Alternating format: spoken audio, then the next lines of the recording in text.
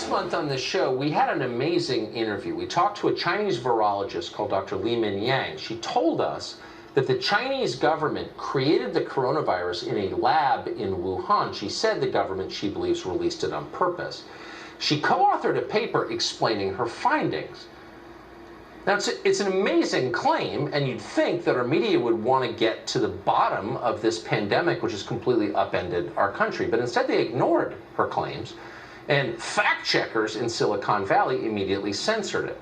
Now, authorities in China reportedly have arrested Li-Meng Yang's mother, apparently in retribution for what she has said. So we wanted to speak to the doctor again, and she joins us now. Li-Meng Yang, thanks so much for coming on. Good and I'm sorry to hear about your mother. Please tell us what you can about where she is and what's happened. First, I want to thank everyone who cares about my family. I didn't mention it before, but now it's the first time I want to tell people that. This is not the first time my mom and my other family member get arrested by the Chinese Communist Party. As I know, although I cut off most of connection with my family directly, this is the fourth time my mom, 63 years old teacher, got arrested by Chinese Communist Party.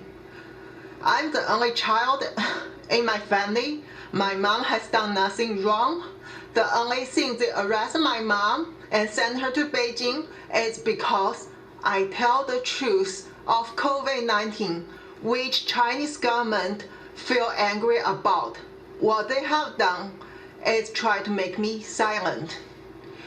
For foreign audience, this may be difficult to understand, but it is common sense for our Chinese people in our daily life. Chinese Communist Party can use no reason to arrest and even kill anyone just because you make them unhappy or you try to reveal the truth. As you can say that for Mr. President these days, so he got COVID-19, and if you see the media from China, you will see the Chinese Communist Party and their brainwashed people. They are celebrating this, and not only for Mr. President, also for his family, for his grandkids. They want to see them even pass away of the COVID-19. So that is the truth of this Chinese Communist Party government. And that's why from beginning I want to take my life risk and also my family's life risk to come to US, tell people the truth about COVID-19. You are a physician, you're a scientist, you're a researcher. You've presented your findings, you published them in 2 different papers, and for doing that, your family has been arrested. Has any group in the United States, scientific group, the so-called scientific community at NIH, CDC, World Health Organization internationally, AMA, has anyone issued a statement in support of your right to present your research without being punished for it? First, I want to clarify that this time my mom got arrested is because I went to Fox News last time for Mr. Odob's and also your interview. They are angry. And the other thing is for my publication, the first one and even the next one actually already previewed by the people, the senior people and the top expert from US government before published.